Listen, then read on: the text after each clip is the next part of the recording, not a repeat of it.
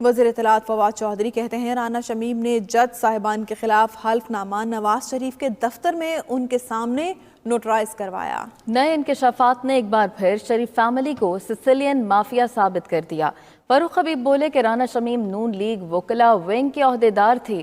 Senator Faisal Javed Khan نے کہا کہ نواز شریف کی بلا وجہ کی مارکیٹنگ کی سمجھ نہیں آتی۔ یہ رپورٹ ملاحظہ کیجیے۔